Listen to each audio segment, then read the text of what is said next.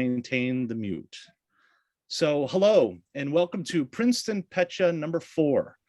My name is Adam Welch and I'm the Executive Director of the Arts Council of Princeton. I could not be more excited about tonight's lineup of artists. This mob, assembled by Eva Mantell, brings together 6 artists with very different approaches to making. Kouki Mojadidi, founder of Wingspan Architects, is a licensed architect and an alum of Cooper Union for Advancement of Science and Art. Simon Lee works in photography, video, and installation, has shown at the Sycamore Collection in Miami, Zebra Poetry Film Festival in Berlin, the IFC Center in New York, and was an official selection of the 2011 Rotterdam Film Festival. Eve Sussman is a Brooklyn-based artist and filmmaker who works independently and collectively with Rufus Corporation and has been exhibited at the MoMA, the Modern Fort Worth, San Francisco Museum of Modern Art, and the Whitney Museum of American Art. David Ellis conducted public projects at MoCA, MoMA, Beach Projects, and the Mattress Factory. His work has been included at the San Diego Museum of Art, PS1 MoMA, and Contemporary Art Center, Cincinnati. Joel Beck is a painter, among other artistic pursuits, that extend the same interests. Taking heed of the present moment and its immediate experience is a guidepost, searching for a vivid, fresh moment of material becoming enlivened. Eva Mantell is an artist who works with everyday material to create unexpected moments of engagement. Her diverse work, including sculpture, painting, and photography, follows from a heightened sense of attention to the potential for small transformations to generate the new. While you have come to know and love the Princeton Pecha, which delivers a lively, engaging, and fun approach to viewing and thinking about images and art, the format we pushed somewhat with this group. Generally, the Pecha engages artists to present 20 slides in 6 minutes and 40 seconds, or 20 seconds per slide, before advancing to the next artist. Here, they have selected to shake things up a bit.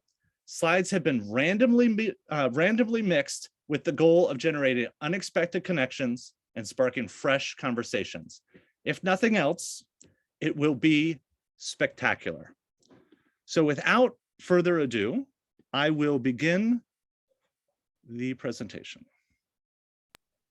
And once more, please maintain your mute.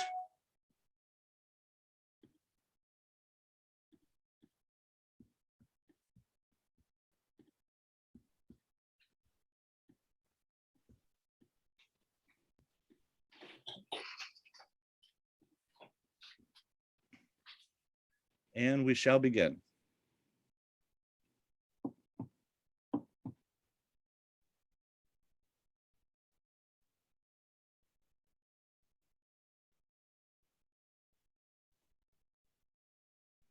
There's audio with this, I believe. Can you get the audio to play? Or maybe not. Well, then I'll talk. This is a piece called 89 Seconds at Alcazar, and it was a video I made based on Las Meninas, the painting by Velázquez, that reconsiders what's going on in that room, and that's my 20 seconds. This is a project I worked on with Build It Back. The city of New York was restoring homes during Hurricane Sandy, and this is a shot I took of inside of one of the homes, and this kind of like ridiculous reconstruction of this. This is a piece called Hell's Angel, and it's a kinetic sound sculpture made of bottles of all shapes and sizes with different tones with beaters on it that played a rhythmic piece and kind of bobbed up and down as if it went flight. Oh, and then this is a truck I painted in Savannah, Georgia, as part of the Savannah College of Art and Design. And this is under this bridge on Boundary Street. And these are stills from a film that came out of that project called Bound. I'm out of breath, man. Why we got 3 for 3? Okay. So this is me and an artist named Blue in Italy painting on the floor of an abandoned convent. And We spent 5 days in this place with no electricity and no running water, and just hauled everything over a fence every morning.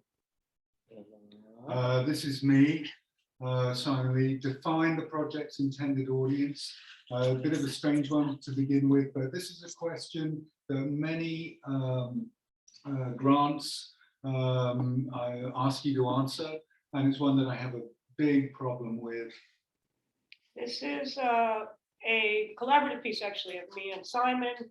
It was called No Food, No Money, No Jewels, and this was the set that we built with all of these great technicians at a place called MPAC in upstate New York. Here, it's a bird's eye view of the set, which was all these platforms, and you see our actors on the set looking straight down. Oh, this is also supposed to have sound. Bummer that we're not hearing the sound.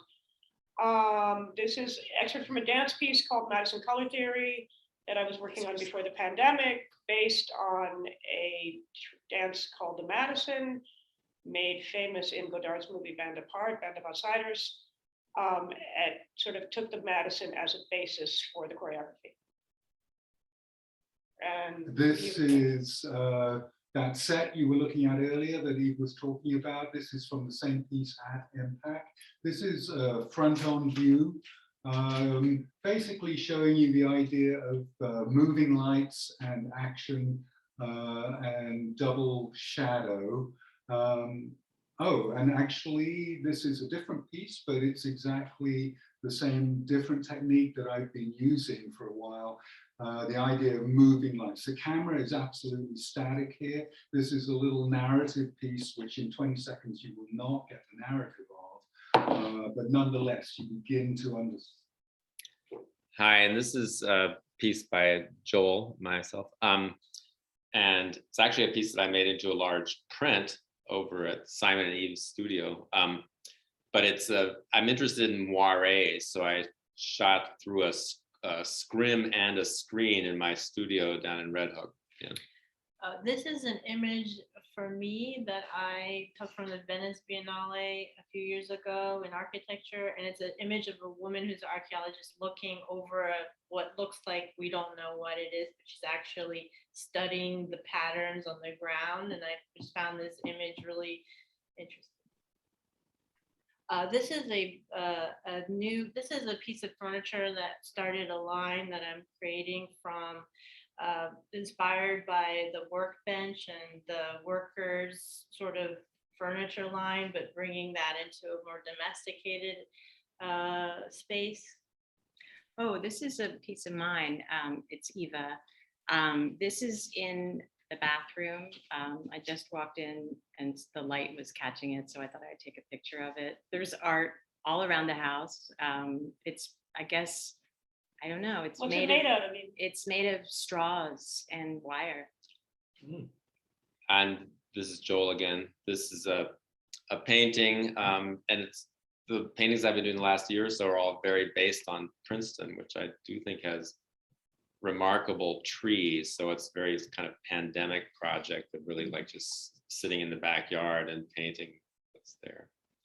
And is this ours or yours? Yeah, this is a collaboration, Joel and Eva. It's really a prototype of a light that can go on and on and on, kind of an endless column. It's made of traffic cones and LED lights. It's true to say that other members here that they're more devoted to their jobs than you are. They're more devoted to What do you their mean? job you are? I don't follow that. Okay. Other don't follow you. members, Well, that that other their members jobs that for Well, are them, more important jobs. Well, I don't have a life outside. Yeah, well, life Never outside, have. it's like the This others. job doesn't mean anything to me. It's just trees and ink, Ronnie and Bill. This is a piece called What Lies Behind. We built a barber's shop, which you first saw, and behind the curtain of the barber's shop, a whole surveillance system. The surveillance system was surveilling people in the street, where we had actors in the street, and you saw a couple of them right there. This is a studio for a lobby for a yoga studio, and we just renovated it for the pandemic so that it could become more airy and there was more space and social distancing efficiency planned into this lobby. This is also yoga studio. That was another location where we decided to create a space that you would feel like you were underwater, and that when you went in, it was very insulated and sort of like a nested feeling. And actually, David's mural is at the back of this. This is also an image from the Build It Back project that shows the actual processes of what we went through with the homes and elevating them and building new foundations so that they would be fulfill the Where FEMA. was this happening? FEMA requirement. This is in Queens. There were different locations, but this one. This is a competition that I did in Afghanistan with my office, and we designed this design for the National Museum competition, and we used the earth walls or like rammed earth walls as a proposal to use locally resourced materials, and also the form. Oh, this is 120 by 20 pixel square, 400 pixels. From that video that you saw a clip of earlier called 89 Seconds at Alcazar, I made a new piece from it called 89 Seconds Atomized, where we made 2,304 atoms or squares, and each of those atoms, those 400 pieces were sold. Yeah, this is a piece that went along with a piece called Oh Superman, and this was thinking about Laurie Anderson's song Oh Superman, and so this is a sort of red and blue Supermanic uniform colors flashing into each other from above at 3,000 frames per second. This is a series of snake and hole imagery that deal with digging in the holes of record stores into the bottom bins and finding things that are interesting to listen to.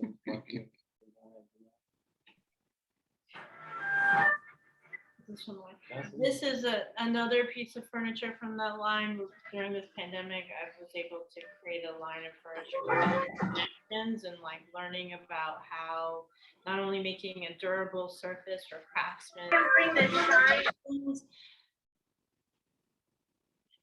Oh, this is some of my pieces hanging here at home that light up, and using, I think, pretty non-art materials. These are pool noodles and rope lights. And okay, this is a series of maquettes. This is one of which is shot from overhead, doing some kind of reconstructive, deconstructive thinking about the flag as a sonic field. And so this is this is a piece called Fly Right, and it was the image from a projector tower. I had 4 16mm projectors on a tower that all projected the same 100-foot piece of film. And so what you saw projected from this projector tower was this totem of 4 images that were each about 10 seconds out of sync with each other. And this is a proposal for a project of just interventions of sort of pure color. This is sort of a abandoned alley in Gowanus in New York that we're doing a project to sort of make an environment for a social event they're going to have there. this is an image of a lamp experiment. And so you can see a little bit in the background that traffic cone light, painting, just to show how projects coexist and ideas come from looking at them together. Again, this is another of the tree paintings from just Princeton over the pandemic year. So I think this was in the winter, so it's probably snow there on the ground. And I just really enjoyed seeing the same sort of landscape over here. So this is one that was earlier, more in the summer, so just a bit of a different mood, but basically from the same scene, maybe a different view slightly, but and it's really fluctuates. Not during the winter. No, and this one was later. So with painting sort of the same theme more or less over this period, a lot of stuff happens more in the painting after a while than the theme. So I'm looking for ways to get sort of a more exciting space in the painting. This goes back to the moire photographs that I did through sort of a sunscreen that blocks out like 50 or 70% of the That's the canal. sun rays. Yeah, well, it's actually the harbor Oh, yeah. down in Red Hook, and but it really obscures the. And this again was in the studio, so this is a project that Eve and I did, sort of exploring again with the sort of pool noodles with the string lights through them, kind of as an idea for how to do sort of large scale public sculptures, like sort of this idea for a roof. This is one of Joel's paintings done here in the backyard, and one of my sculptures hanging a kind of domestic scene. And one of the things we've been thinking about is, how do you really live with art? How do you make it part of your day? This is a series of photographs that I did. It's called Walking After Midnight. It's based on Guy Debord, Derive idea of walking with no intention and looking, in my case, looking at the ground to find it. We need the sound on this, or else it's going to be a little bit different. I think this the is sound might be on for everyone else. This is a different piece. It's called Where is the What a boy was he, a puss stuck in his nanny's belly. His daddy walled the exit up. He was a horrible fella. Okay. This is an excerpt from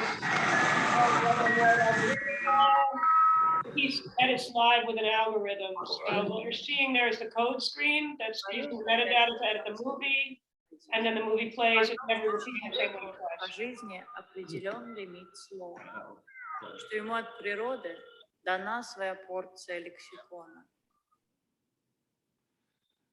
This is an overhead shot of me working on a project in Austin, Texas, part of the Landmarks program there with my friend Chris Cohane, and we had a camera mounted on the underbelly of that structure, and I painted every day for several weeks.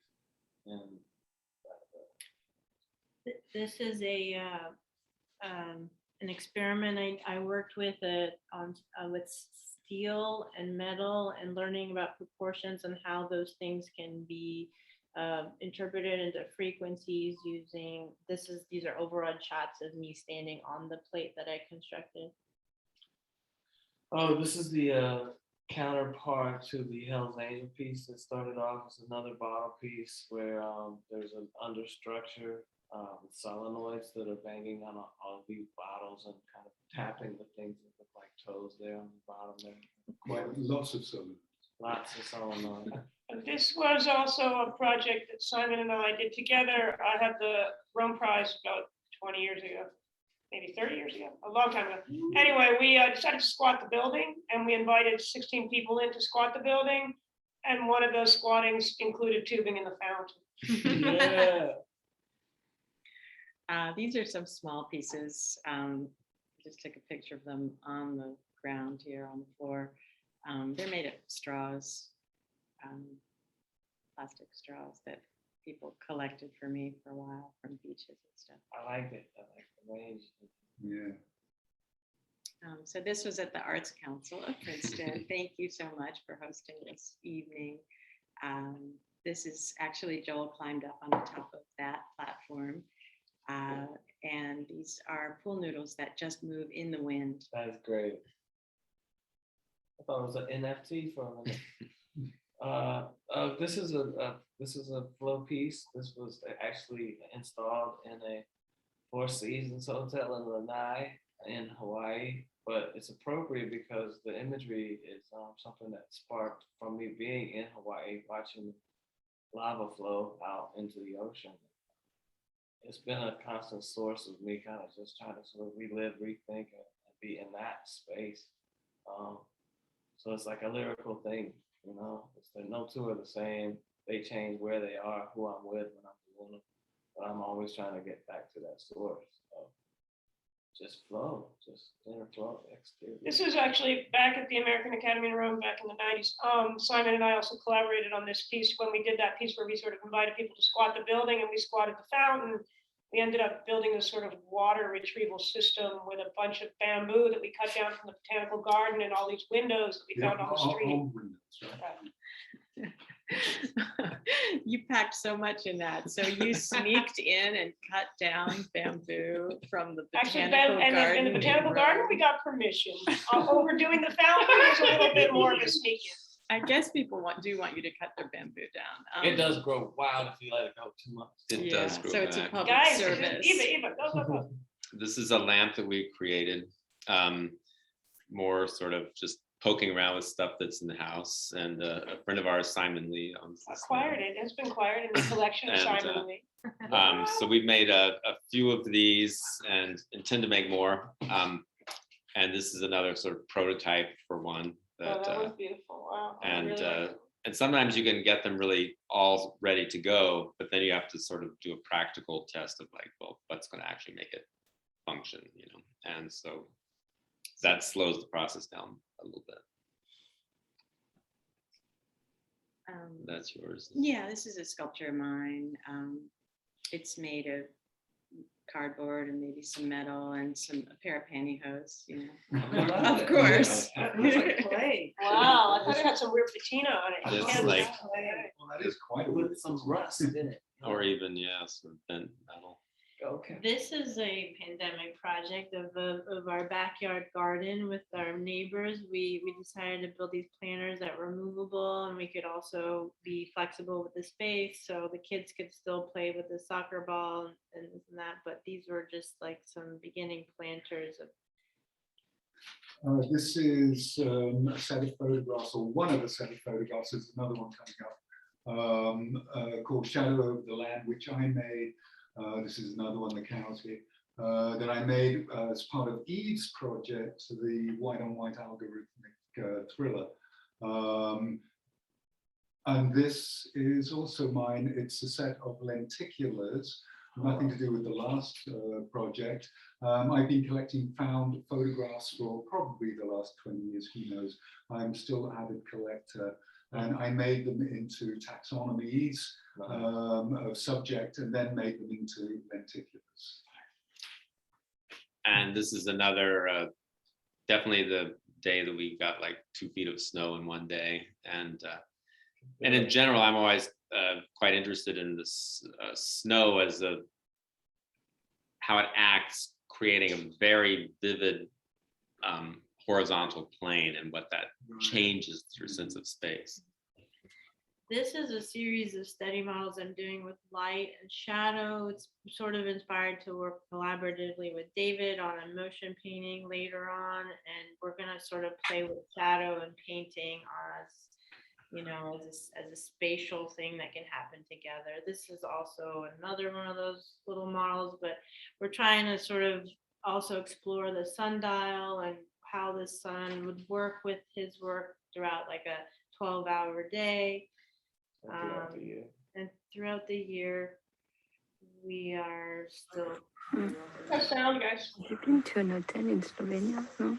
To who? In Slovenia. I know there's an hotel there. Is that No. No. This is part of the. You think she went to Slovenia? Could be because it's really at the frontier. Okay, so there was a recent flood in my friend's restaurant a block from my house that we frequent quite often. My friend Rocco, who is from like half hour outside of Rome, and he's just been a really good friend of ours. And so when the ceiling caved in, I said, I saw in the spackle, I saw kind of. Думаю, что у меня есть следующий вопрос. Вы же, наверное, читали отчет полиции смертельного отца. И тогда вы знаете версию Лейкона. We felt that we could do this field. It's called collusion, no collusion. We were channeling Russian into English, English into Russian. With Russian actors. With Russian actors. Shot in Madison. Someone told me to give it to Phil in the red shirt. I tried to get rid of the bag. The bag you're here for? The bag I'm here for? You mean that bag? That's the bag I need. I like your hair. Well, some guy told me to give it to that's the girl you with know the what red it shirt. is. You. Do I look like the girl with the red shirt? That's so good. That's like moment of silence. Wow. The Beautiful painting, Joe. Thank you. This was a painting I did again in my studio in Red Hook, which has a very sort of funny aspect, which is a massive, just wide open sky that looks out over the harbor. So you may as well be out west almost there. So and now this is David. I'll just let this one speak for itself. This is David out west. With a very big sky. I think I remember this piece, David. Amazing. Jackson Pollock. I liked just having a moment, like we all got in tune and watched that. That was awesome. So this is one of mine. It's painted, which is definitely an influence of Joel's to start painting. I usually keep the material like really as basic as it is, but painting it gives it something new. Oh, this is one of mine. Again, it's to do with the taxonomy thing. If you think back to the lenticular thing I showed you, I like the idea of making these collages. I think this one is called Landmark Dog Priest. So it's pictures of priests. This is something I did during the pandemic. Actually, Joel and Eva participated, Simon participated. It was called Sudoku Sessions. And we met once a week on Sunday, and there were a set of rules. And based on those rules, there were these improvised performances. It was also a rule that you had to have a blank color and wear the same color clothes. This is another one I just don't want to say much about, really. Maybe sit with it for me. Is it a painting? Yeah. When I first saw the image, I really thought it was collaged. Yeah. That looks beautiful in the landscape. Yeah, it looks great in the landscape. It looks like a window into another reality that's like maybe better. That's true. I like that. But the chair is what really actually sets it off. The chair does this other reality thing. It's great. It's like Time Bandits. Oh, so this is my new project. So this is a pawn shop I've gotten a few trinkets from over the years. Finally met the guy a couple times. He goes by the name DJ Goldfinger, and he's got so many great things he's doing in the back as his music. He barely fixes a watch anymore, but anyway. So funny. So yeah, this is more pool noodles and lights. Well, it looks great. We did that back in the studio in Red Hook. Oh, yeah. Simple. How do you choose the colors with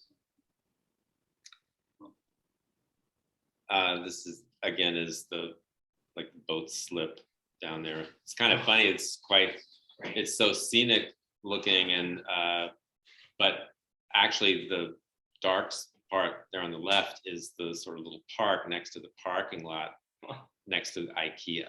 So yeah. Okay, this has sound. Wow. Hello? Yeah? I beg your pardon? Who? Can't you speak a little louder? What? Yeah? Yes? Who is this? Hello? Hello? Didn't recognize his voice. No. What kind of voice was it? Oh, okay, this is another video. Oh, no, this is still, I'm sorry. Okay, this is a still from that project, No Food, No Money, No Jewels, where you saw the set from above. The actors in this piece were channeling, which means that they have an earpiece in and they're hearing a text. And as they hear the text, they repeated exactly what they were channeling. Was an interview with Charlie Watts. This is another study model of a sun sculpture where we were looking, it's getting a little more refined, and we want to create a space not only that would be sort of monumental in a public space, but also a place where David would collaborate and paint with those shadows.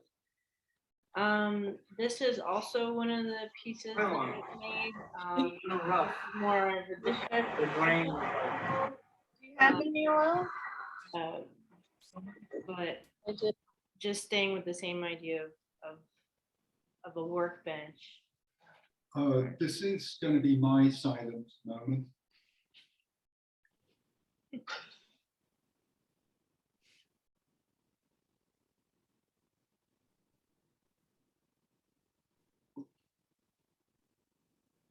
Awesome. I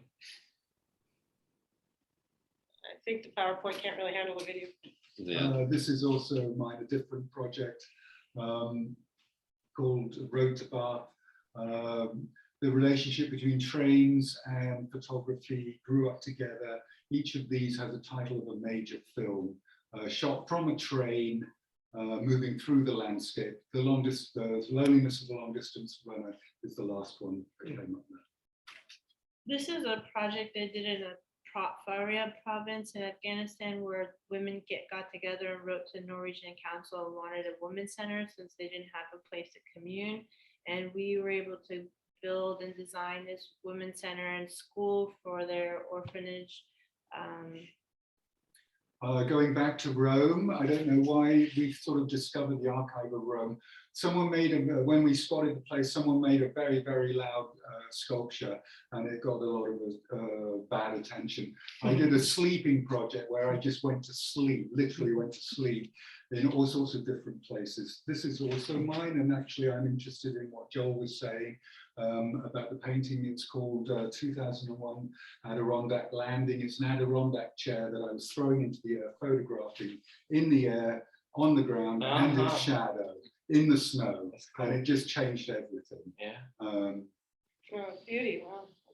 This is a lamp Joel and I made together using a cracked flower pot at the bottom, a pool noodle, and so good. That's this good. lampshade we've been working on. What's a pool noodle? What is a pool noodle? Something you float on in the pool. No idea. This is it's a kid's toy basically. This was sort of I was possibly going to do a project building a tree house out here in Princeton, and didn't really quite happen, but I did a lot of fun proposals for it. That was good. This is a recollection sculpture, kind of like vamping on collected William S. Burroughs sort of like cut and paste things mixed with like a little bit of Donald Judd, a little bit of minimalism, you know. This goes back to that project that even I did, just so you can understand the set that we built. We built everything double. But if you look at it, there are two men in black, two station wagons, two girls in red, two cars, two car wash lanes. And that's the original photo from the project. The piece was called Car Wash Incident. It was done with two people who actually went to jail for insurance fraud named Jack and Lee Ruby. They created a bunch of false evidence and they used this evidence for insurance claims. We took some of this and helped them make videos with it. And so that piece where you see the people driving up is called Car Wash Incident. This is mine. I've been returning to painting a little bit.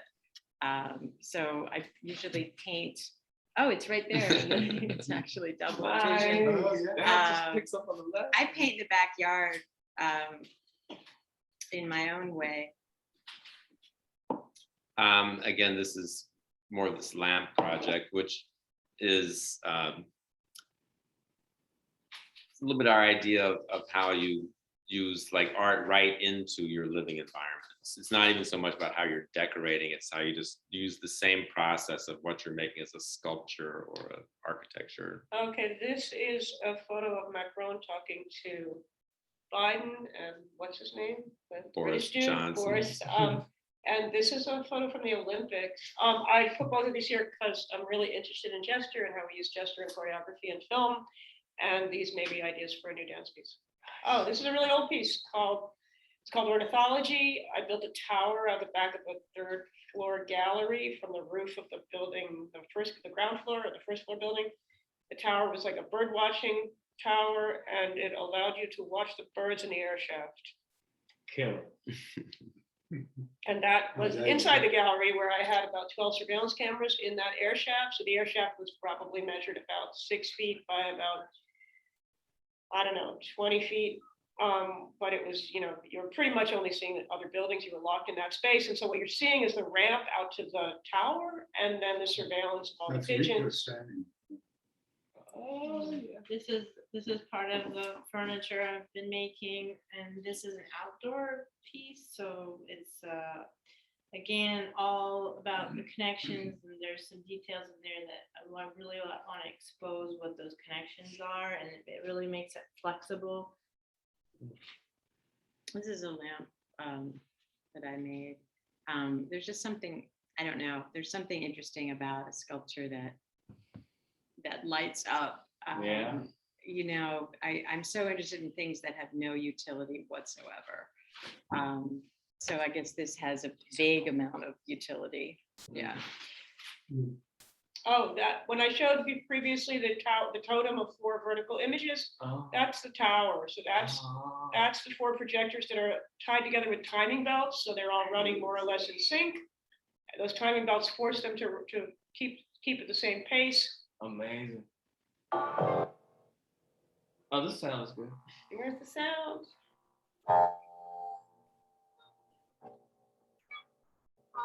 It's like one of those scary.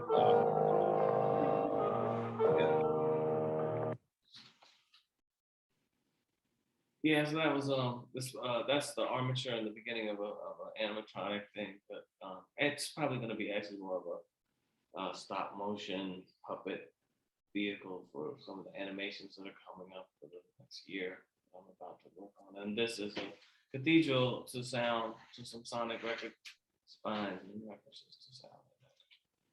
And this is a cloud painting, again, based really on this sort of spectacular sky in Brooklyn at the harbor, and this sort of like craziness of like the light reflecting through the clouds, making them so dark looking. It's interesting.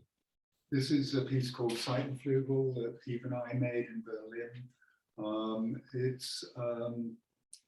Seitenflügel is where you can look across the Hof to the other side and see exactly what everybody's doing. And what we did was to put a set of actors into the other side. That's great.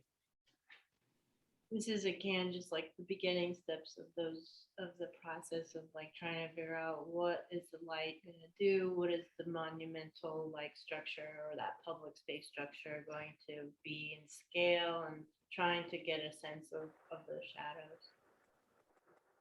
This is something comes out of a thing called motion painting, and it's just me going over my stuff every day.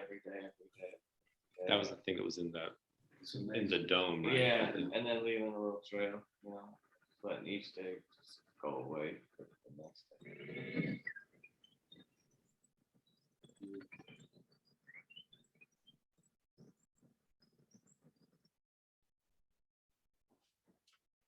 More of the lovely Princeton Arbor scene, I feel like there was a competition between these old wealthy benefactors here, and they each got more exotic trees, and they were like, oh man, what, the guy across the street's got those? Yeah. I got a model. Yeah. And so I think along with, and I'm also noticing between David and Kouki's piece with the shadows is like Simon's moving lights videos. I think that was an interesting thing. So, and we've been enjoying playing with the scale. I'm just going to continue talking about that with how you consider like, well, making a maquette or having something really feel like really strong in the size it is in, and how do you translate that strength that it has as a maquette into a full size thing, and what kind of weight it needs to have to make that. This is a building that I worked on managing the design competition for where those Buddhas were destroyed in 2001 by the Taliban. And this building is a cultural center building that's directly across from that side. And through that window, you can see the Buddha niche And this is the landscape. This is the view from the building. So are we seeing the cavities there where the Buddhas were? Yeah. Yeah, That's so where they were. yeah, those are the two big niches, are the right and the left, and then there's some other caves, and but this is taken from the site of the building, and all of this is just farmland. This should have sound, but I'll talk through it anyway. 1,000 Holes in a Moving Bus, Bus Obscura. The driver is the director. I thought of it as a film where this is what it looks like when you're sitting next to in one of the seats. It's the idea of subverting cinema. This was, I talked about 89 seconds at Alcazar and then 89 seconds atomized, where we took the piece and chopped it into 2,304 blocks or atoms. And so this is another sort of visual realization of what happens when you start chopping the piece up and scrambling it, and then give ownership of those blocks to potentially hundreds of people. Is that thing an NFT? Is that They what are that is? NFTs, Okay, yes. cool. So this is a piece made, you know, a lot of the work we're talking about was made during the pandemic. I think that's a really interesting theme tonight. So these are invasive species. I'll keep going because it's my painting that Joel was cutting down in the backyard because, you know, we just kind of focused on being home, doing chores, you know, and so we built a sculpture out of that. This is a painting. I kind of tear things up that maybe relate to nature. This is back in Red Hook at a very famous little bar there called Sonny's.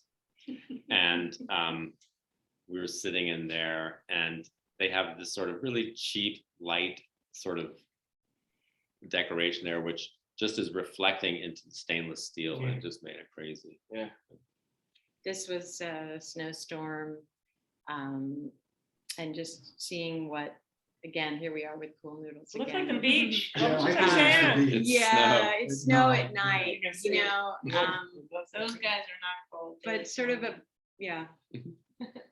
This is also another piece I did with the connections and like trying to figure out a system that had a kind of transparency to it, and this is a shelving system.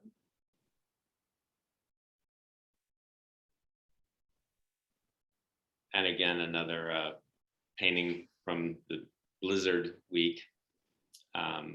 So again, it's just painted.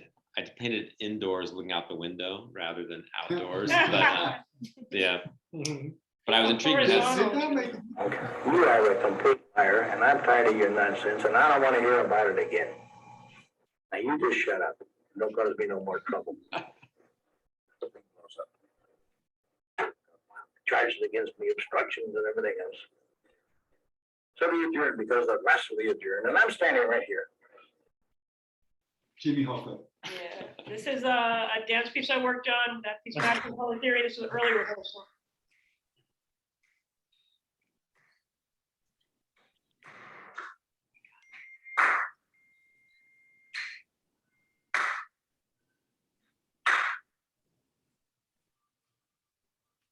Oh, this is another quiet moment. Orange Diaspora.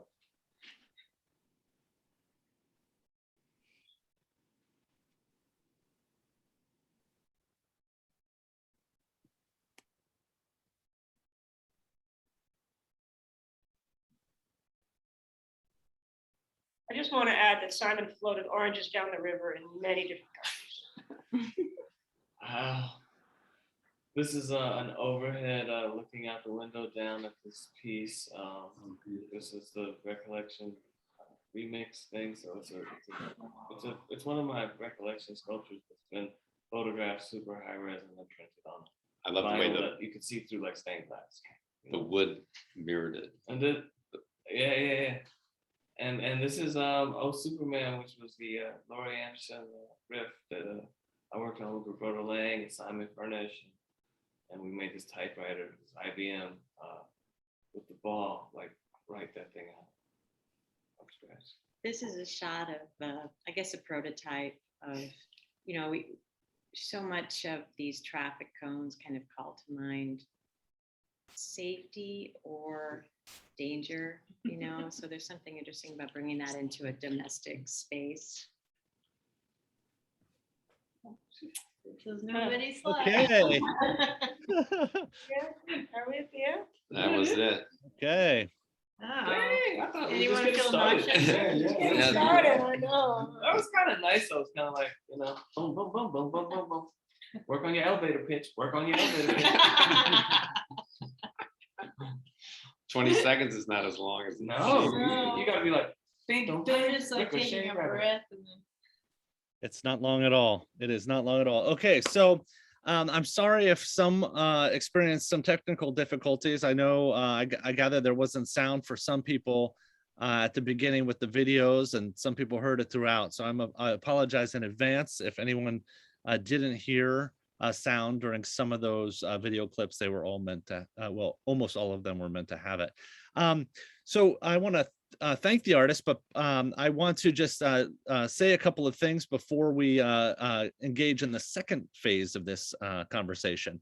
And that is, if anyone here has any questions whatsoever that they'd like to ask, if you would type it directly into the chat, and I can help moderate some of those questions. And the artist can also feel free to just engage and ask some questions, of each other. There were some moments there I heard, questions being asked amongst the artists. So feel free to, engage in a conversation amongst yourselves. And I will, as I had mentioned, I will read any comments that people have that they want to add into the chat if they have any questions or what have you.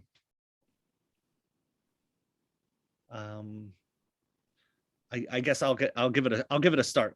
I'll start us off with a question about the pool noodles.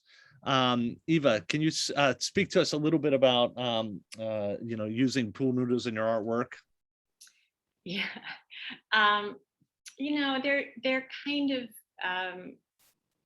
kind of blatantly ridiculous and childlike, and I don't know. I think there's a kind of strange moment you get to in making art where you don't want to be emotional, you don't want to be histrionic, you kind of want to be reflective of something. So for me, the pool noodle is just very reflective of a certain reality. So to me it's kind of a good place to make art, because I don't bring expectations to it, or I can't actually change it into anything other than what it is. So I don't know. It's it also comes from a long line of me using things like coffee cups, or I don't know. I guess Can I just interrupt? Yeah, there? go Because for I'm it. actually sitting here.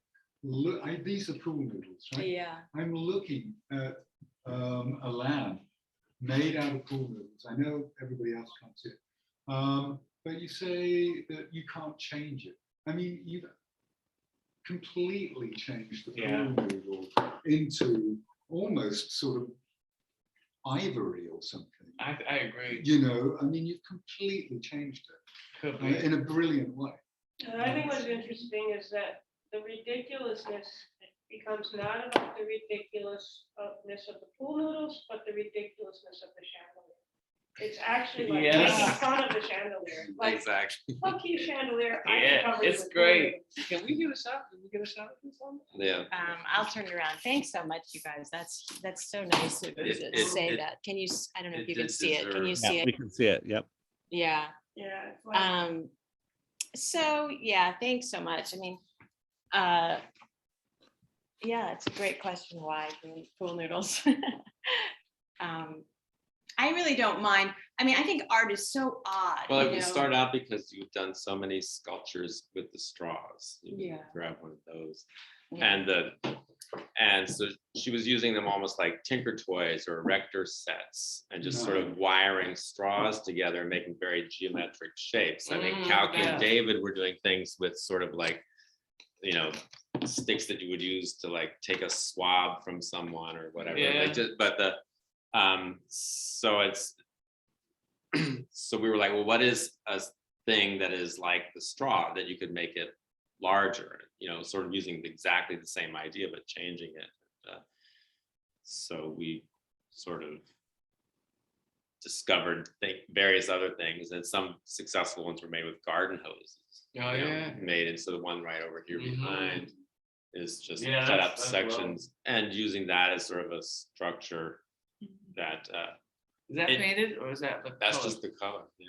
Isn't that fantastic? That color looks like the patina. of And the so this iPhone. really nasty stuff, I've sort of a thought I had was that, somehow we've got to turn plastic into like a super valuable commodity that people are dying to preserve, Yeah. as opposed to like tossing, and so like, so Yeah. make it How about just something. not make it anymore? Just Well, make it that's the- glass instead. So, Yeah. to be like, nah. I mean, has that happened a little bit with stuff like Bakelite and so on, that it's become more valuable? That kind of. It's a You know little what bit I mean, of Bakelite? an absurd idea, but in a way, it's sort of is so simple, like make it invaluable. Right, And what that's.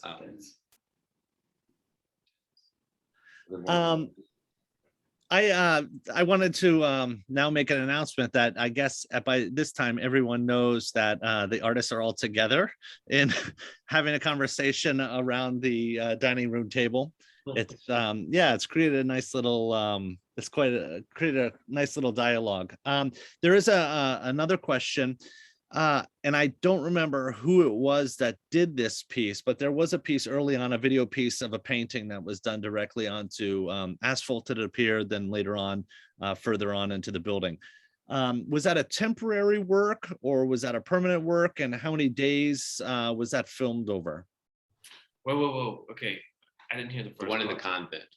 Was that a Convent? Okay, so that was six days that ran back to back.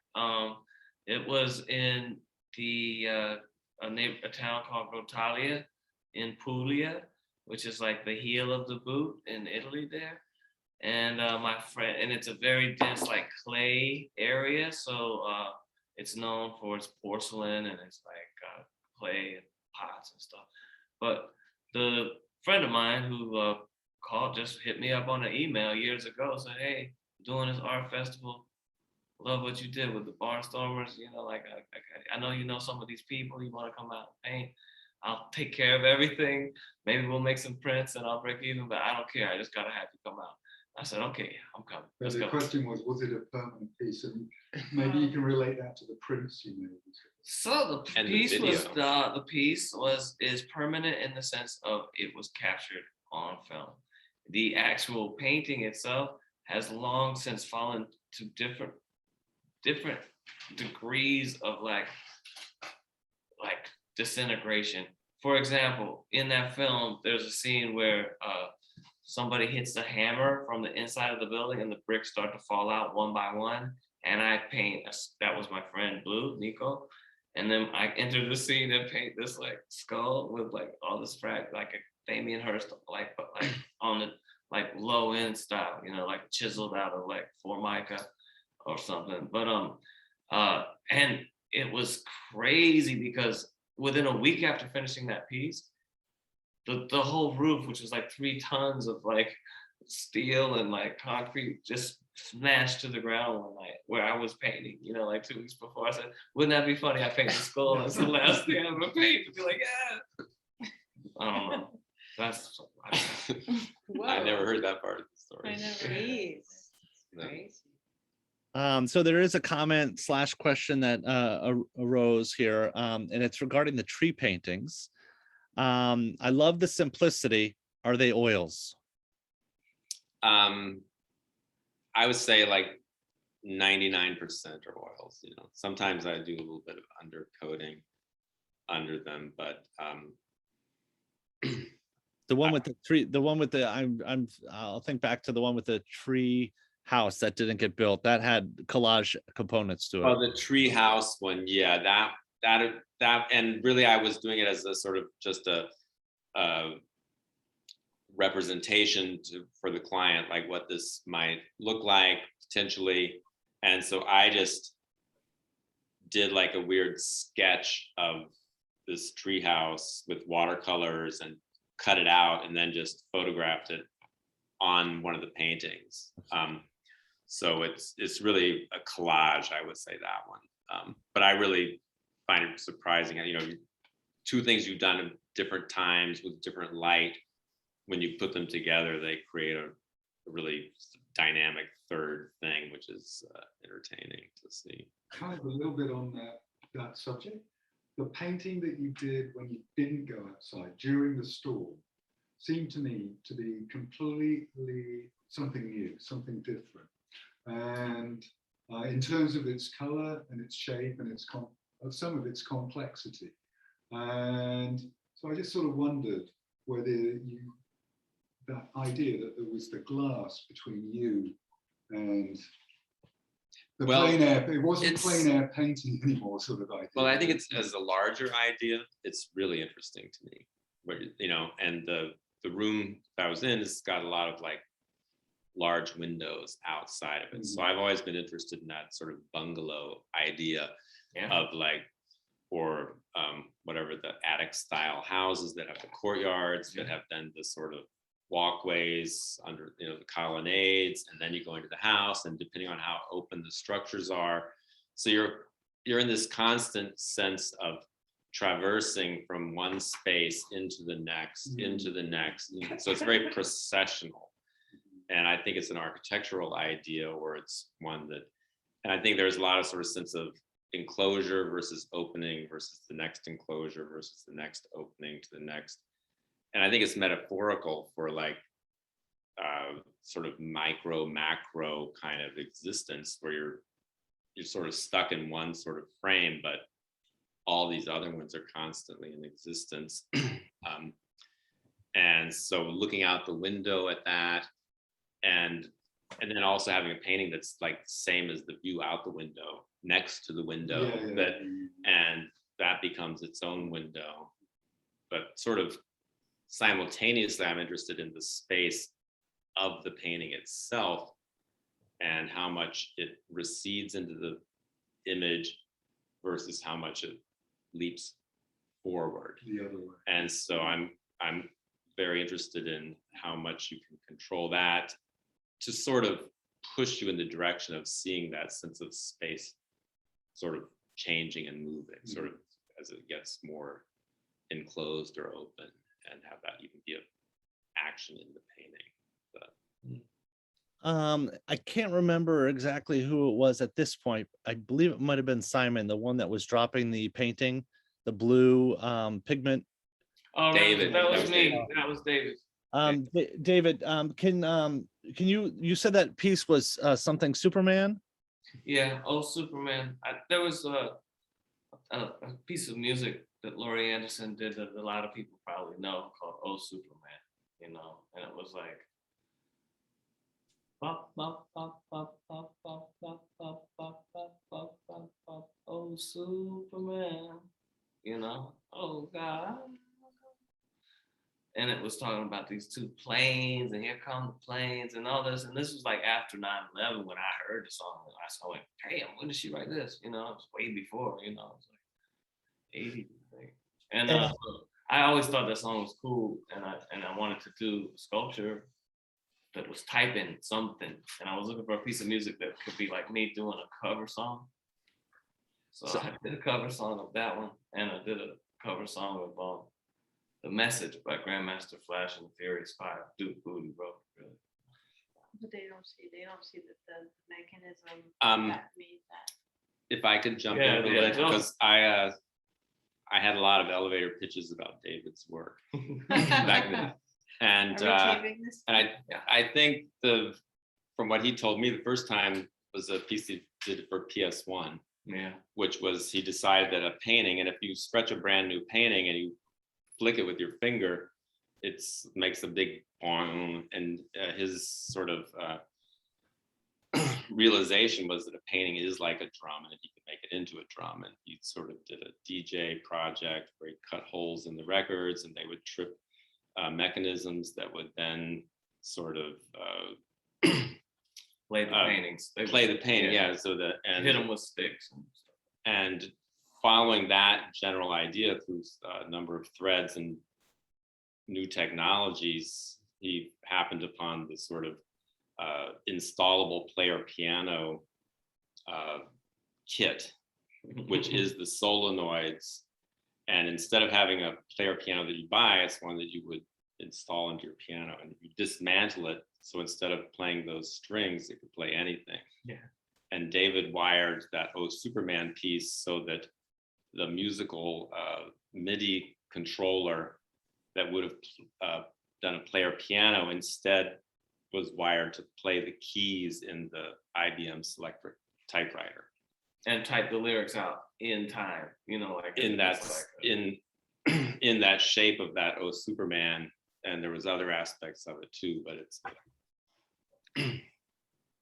and then the piece finished with you jumping into the no. So these works all kind of happened during a span of like a year and a half, or maybe even a year. And so there were cross ideas where the flow was the flow stuff was the paintings that are done like that look like flow. I don't know how to say it. It looks like lava, right? And then the time lapse stuff is like, I call it motion painting, and that's just basically speeding up time and watching I something. think he's talking about the ones that where you're jumping into the liquid paint, where you're pouring the paint and jumping into the drop tent. So the drop tents were going to be a part of a motion painting, where the motion painting that I was doing while I was in residence in Pittsburgh at the mattress factory was 2 parts. I was shooting this time lapse thing, which I had done a lot of at that time, both on my own and collaboratively with other people. And so when I got the opportunity to do this project, I said, I'll do that, but I want to do something else too in the same thing. And that idea was to, instead of speed up time, is to really slow it down and do something that really shows just a basic thing that I look at every day, which is like pouring paint into a bucket.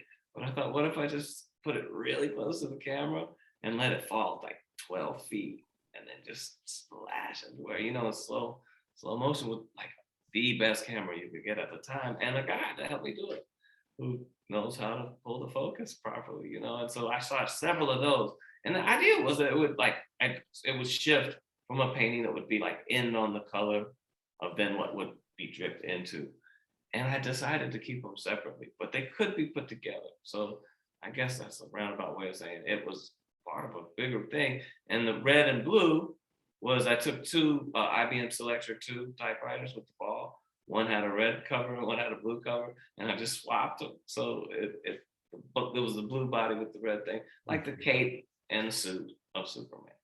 I see. Now, Awesome. I'm assuming well, I'm not assuming anything. Can you speak a little bit to the early video, the first video that we saw? I believe it was Eve's video of a painting that had been animated in some way. Can you explain that process? I think that's new to I don't know if everybody's as familiar with that. About the very first slide that came 89 out? seconds. Yeah, that piece is called 89 Seconds at Alcazar. It's based on probably one of the most famous paintings of the Western canon, called Las Meninas by Diego Velázquez. I think the original painting was painted, 1636, something around there. And so I don't know if people have been in the Prado and seen the painting, but when you see the actual painting Las Meninas, what's so startling about it is the psychology of the subjects feel so present. They feel present almost in the way that people feel psychologically present in photographs, but it predates photography by 300 years or something. And so I was really stunned by that, and Velázquez was kind of unique in his ability to capture his subjects like that at that time. Nobody else really painted people like that. But then the other thing about it was I have worked with a lot of dancers, and I'm really interested in choreography, and everybody in that painting is in mid-gesture, right? Everybody is moving from someplace going to somewhere else. Nobody could have held those poses, especially the meninas, the ladies in waiting, couldn't have held those poses for very long, right? And so it really does feel photographic in that way too. And that you know, if you look at, I always think of it when I talk about it as comparing it to Tina Barney photography, where she sort of shoots people hanging around a kitchen, you know, everybody's in mid-gesture, everybody's coming from a place and going to a place. So if you look at it as a cinema frame as a film frame. Well, there must have been frames that came before it and came after it. And so the challenge was, well, what are the frames that came before the moment of Las Meninas and after the moment of Las Meninas? So let's create those moments. And in order to create those moments, I had to build a room. And so we built the room in a garage in Williamsburg at the point where when there were still garages in Williamsburg in the 90s. It was early 2000s, it was like 2004, I guess. Yeah. We actually rebuilt that room to scale, and I actually found historic books that showed the architectural plans of the Alcazar where the painting was painted, and documented every painting that was on the wall of the salon that Velázquez painted in. And so we really built it to scale. You had to, otherwise you wouldn't have gotten the ceiling height that dwarfed the people in the painting. The actual painting is quite huge. I mean, it's almost life size, and then the room is much bigger. And so it was about thinking about the painting as if it was a film still, and then trying to create the film around it, and thinking about what would happen if you were a fly on the wall in that room, and then thinking about what would the psychology be in that room, and having to invent that as a fiction, but not as a fiction so much with language, but as a fiction with gesture and choreography. So for those who don't know, you worked with a cast of actors and dancers, you costumed the entire thing. Yeah, I worked with a great costume designer. I mean, we had a pretty big crew. It was the first time I had ever cast anybody, like done a real casting.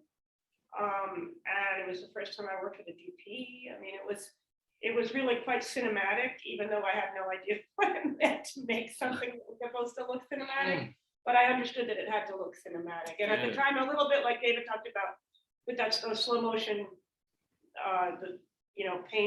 paint tours that he was doing. At the time, it was like the highest definition thing he could do, or it was the best quality he could do, and now you can do so much more.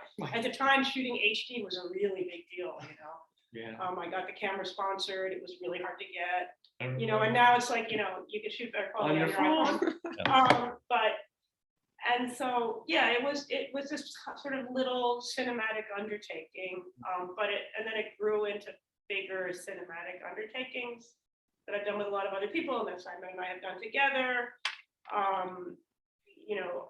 mean, in some ways, I think for me, there's a really strong connection between the piece 89 Seconds based on Velázquez and that piece Car Wash Incident that we showed.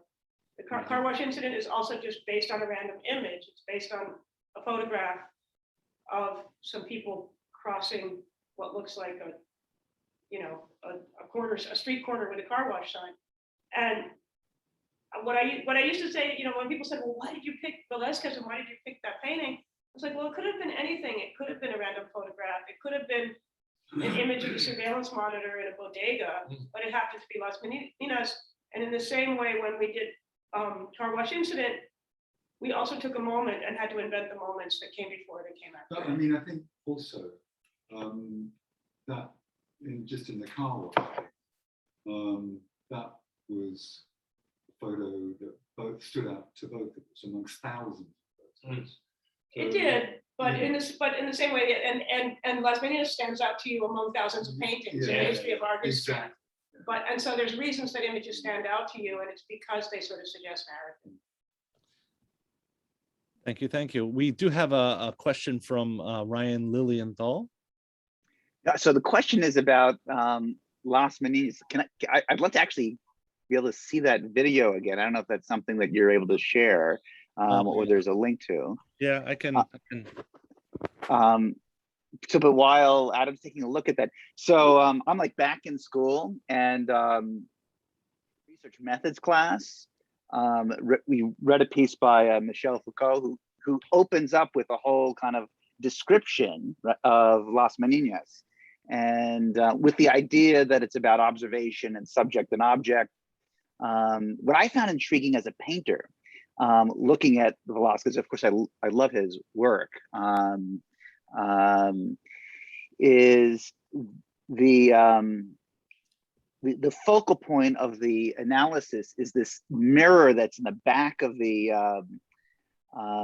room, that's reflecting the king and queen who are apparently being painted, but the scene is like an impossibility because it's also a self-portrait. And you'd have a mirror there if you're painting yourself. And I just thought it was really interesting. And it's interesting to hear you talk about having these actors and viewpoints from around the room as you're creating, as part of the idea of creating this video. I think I maybe need to correct a little bit what the impression. The video is 10 minutes long, and the video makes a circumnavigation around the entire room. Yeah. So this is only the 20 seconds, the culminating moment where we see the image that we think of as Las Meninas. Yeah. But the actual video shows the whole other side of the room. Is there a place where the 10-minute video can be, do you have it online somewhere?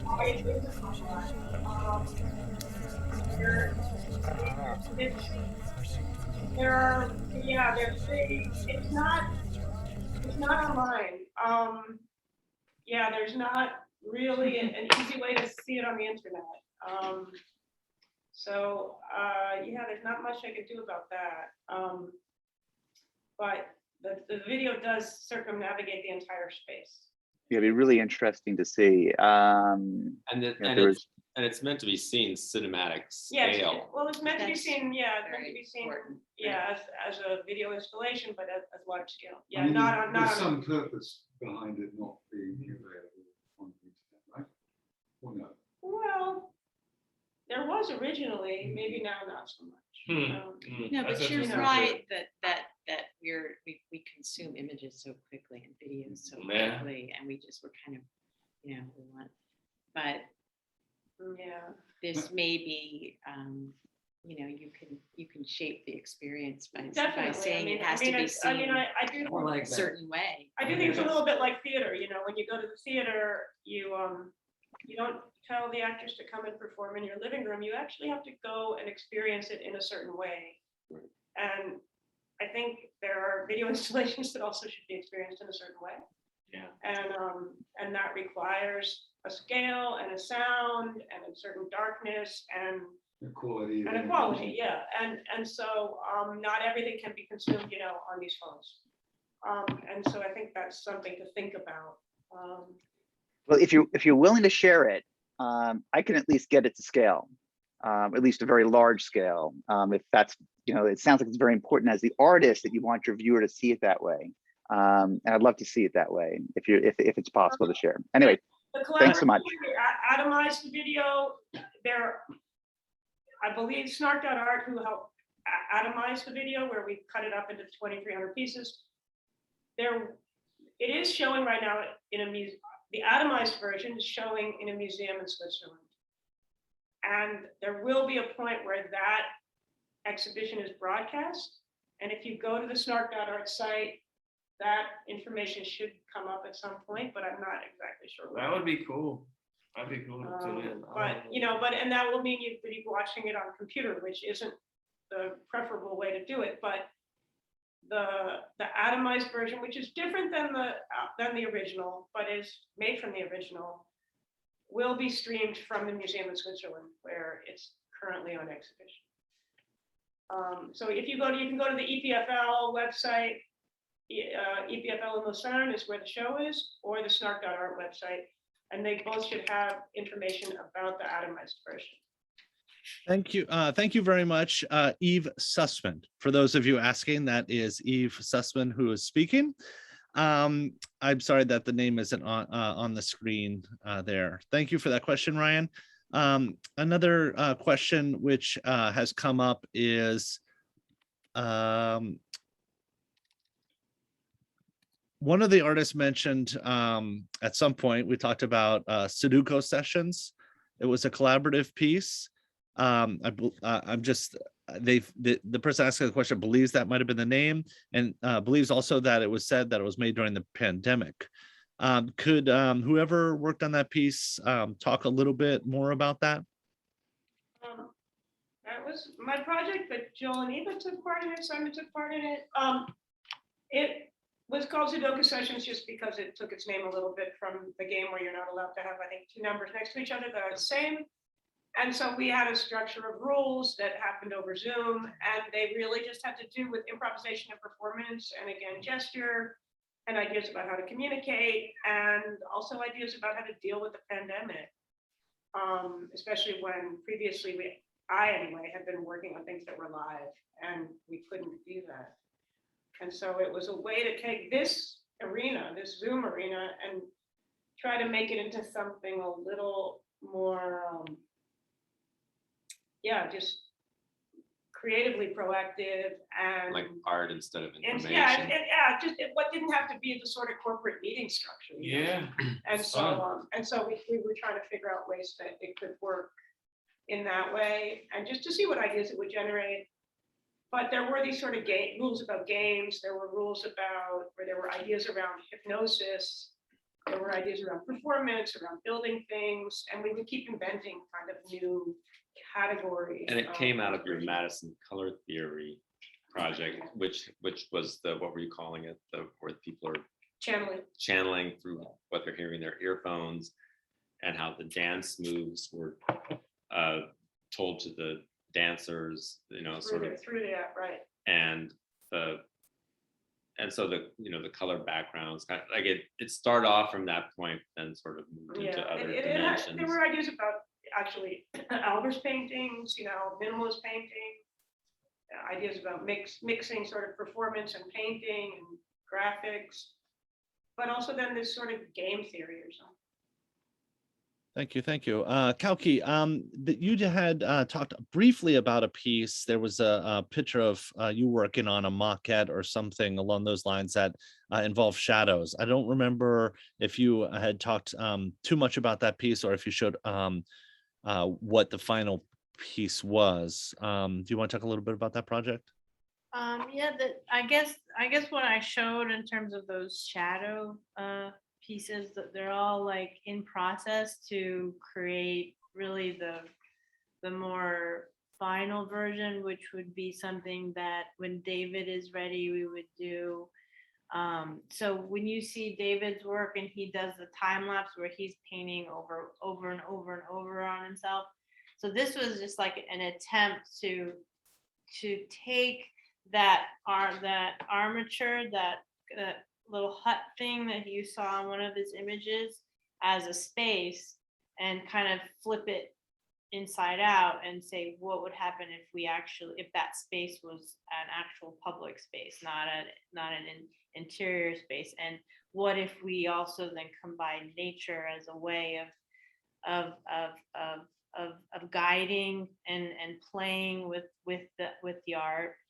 And one of those ideas was to play with sun and time over the period of a day, since when he does his motion paintings, it really is something. When he starts on Monday, and then he continually will paint until Friday. And there's a performative aspect to that, there's a meditative aspect to that, and I was just trying to sort of collaborate on that and say, what if we created this? What if we made this into a public installation and really monumentalize the whole act of creating this art?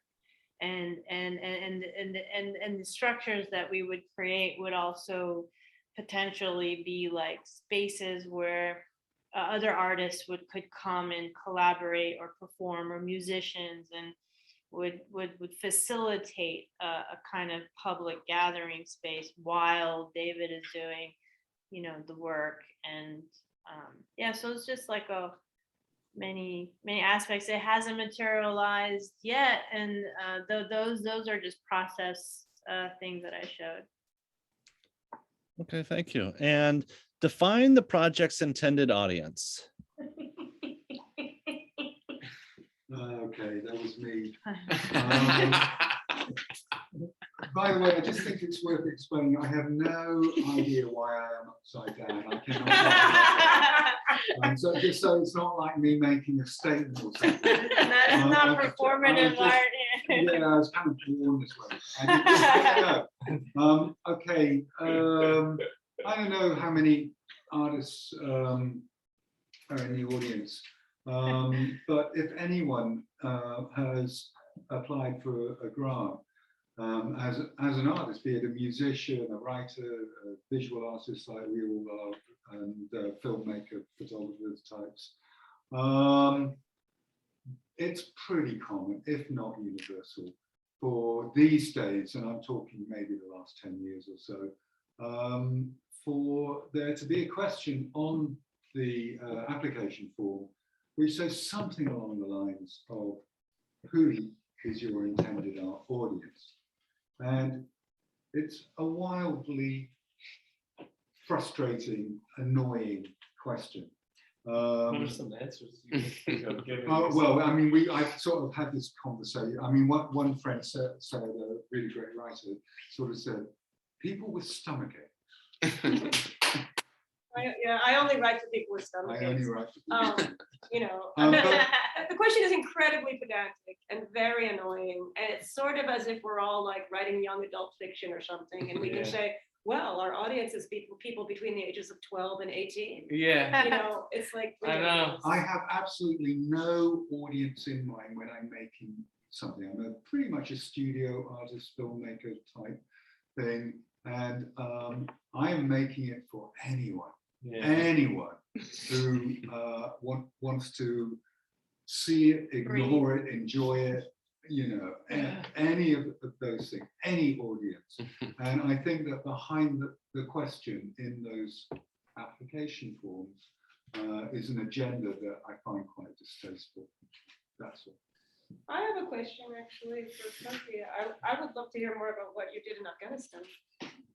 Oh, well, that's a big It's a topic big right topic, now. right? I know. It is. Is there a way you can talk Yes. briefly with, as I know we probably can't talk. I think so. I think, well, my time there for 4 years was spent working as part of the reconstruction effort that a lot of the American aid was a part of. So what years were you there?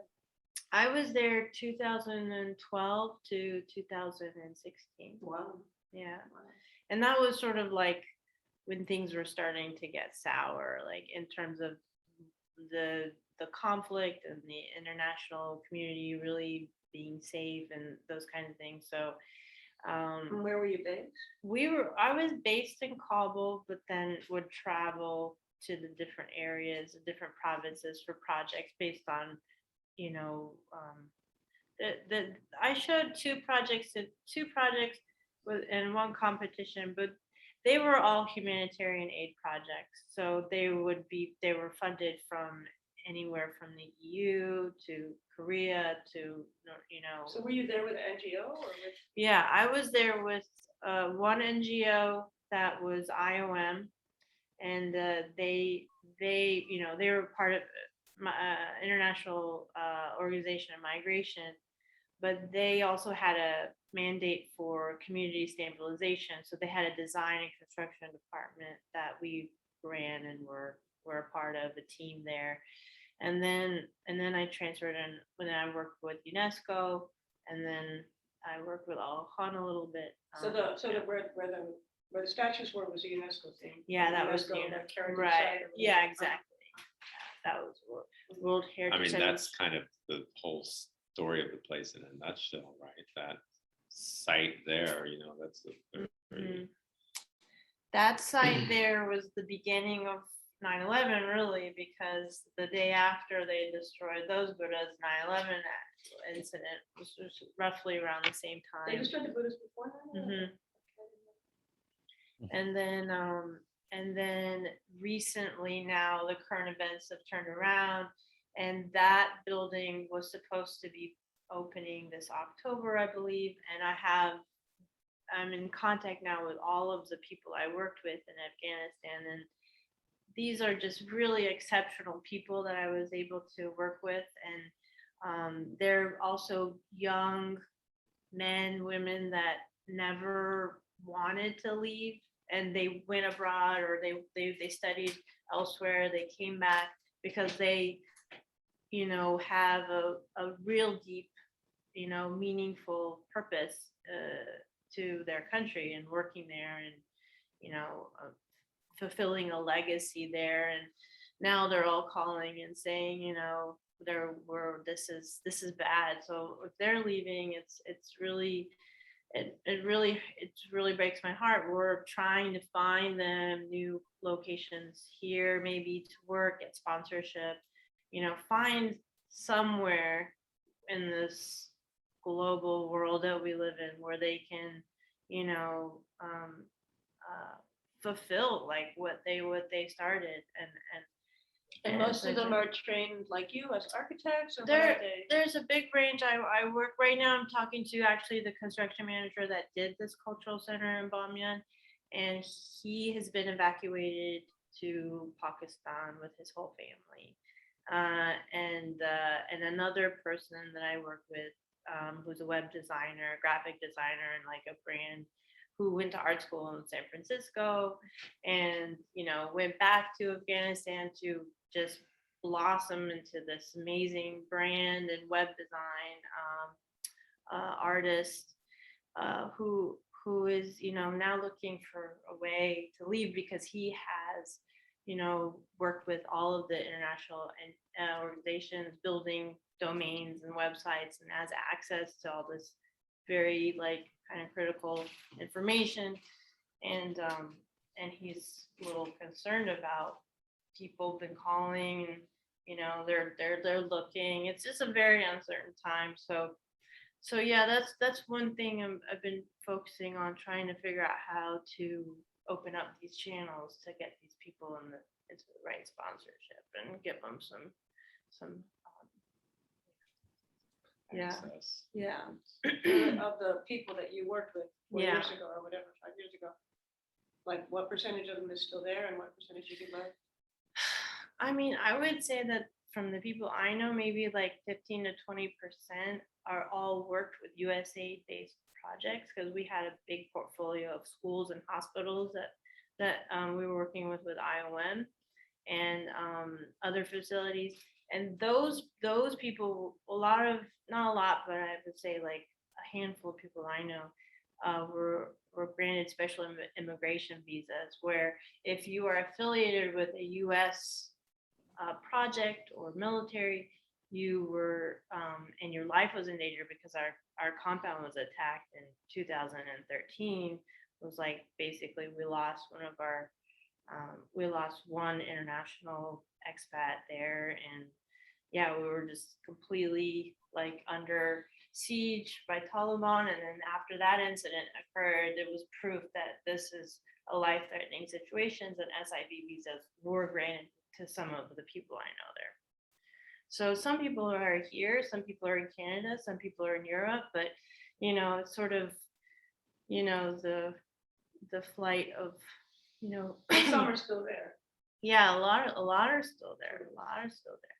A lot are still there, and you know, there are a lot of colleagues that I know that are still there working. So it's a kind of an ongoing process to see how this is going to unfold, but yeah. Well, I think one of the themes besides chaos of the evening was that, you know, all of you seem to have practices that involve both inner looking and individual, and you also work collaboratively, which is pretty amazing. Not many artists can do it successfully, and you all have really showed tonight that you know, there is hope in collaborative art making.